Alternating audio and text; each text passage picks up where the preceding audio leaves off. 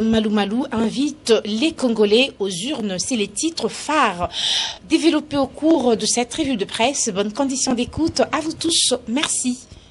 Bonsoir, le calendrier des élections locales est là. 2015, Malou Malou invite les Congolais aux urnes, s'exclame la prospérité. Dans son argumentaire, le journal écrit « Fini les spéculations, les dates de la tenue des élections urbaines, municipales et locales sont désormais connues. » Hier, en effet, devant un parterre de professionnels des médias, le président de la CENI, Monsieur l'abbé Apollinaire Malou Malou, a dévoilé la décision numéro 12/CENI /AP/14 du 26 mai 2014 portant publication du calendrier des élections à la base. Puis, il a été procédé à la lecture du communiqué numéro 29/CENI/14 par le rapporteur de la CENI, Jean-Pierre Kalamba, qui, dans le détail, livre les contenus de cet almanach. Aussi, les Congolais seront-ils appelés aux urnes d'abord le 14 juin 2015 pour élire les conseillers municipaux, les conseillers des secteurs ainsi que les conseillers des chefferies. Viendra ensuite, en date du 29 août 2015, l'élection des bourgmestres et bourgmestres adjoints, des chefs des chefferies et des chefs des secteurs. Enfin, suivra, en date du 15 octobre 2015, l'élection des maires et de leurs adjoints. Cette étape à 3 volets coûtera à la République la bagatelle somme de 300 millions de dollars américains. Un plan de décaissement, a révélé l'abbé président de la CENI, a été soumis au gouvernement qui, déjà, dans les budgets 2014, a disponibilisé 166 millions de dollars américains. La différence est à attendre de l'exercice budgétaire 2015, chute le journal. La même information relayée par l'Avenir, élections urbaines, municipales et locales 2014-2015, Malou Malou publie le calendrier. Il met la pression sur la classe politique, la société civile.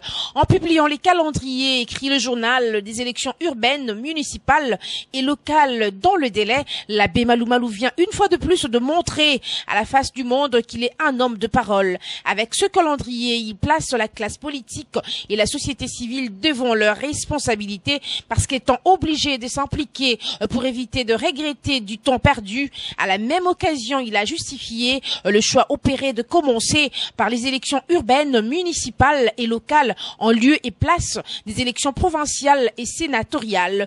Parce que les sénateurs, les gouverneurs des provinces et les députés provinciaux ont été élus. Par contre, au niveau de la territoriale, les bourgmestres, les chefs des secteurs n'ont jamais été élus et continue à être nommé. Le même journal écrit expulsion des Congolais à Brazzaville. L'ONU tape du poing sur la table. La plateforme des femmes hausse le ton. L'ONU exige un arrêt immédiat des expulsions des ressortissants de la RDC et demande aux autorités de la République du Congo-Brazzaville d'arrêter sur les allégations des violations de droits de l'homme, car les autorités de ces pays sont les premiers responsables de la protection de toute personne vivant sur leur sol, quelle que soit leur nationalité. Pour sa part, la plateforme des femmes pour la paix est venue demander au Premier ministre de prendre toutes les mesures pour que ces crimes ne demeurent pas impunis et pour que le gouvernement saisisse les instances internationales, régionales et la sous-régionale, notamment la CIRGL, la CEEAC, l'Union africaine et la CPI et même les Nations unies pour condamner les auteurs de ces viols et violences, mais aussi les violations graves des droits humains. Et enfin, les dépêches de Brazzaville bouclent cette revue de presse. Finance, la BCC édicte une nouvelle réglementation du change, signée le 25 mars de l'année en cours et publiée au journal officiel le 28 mars.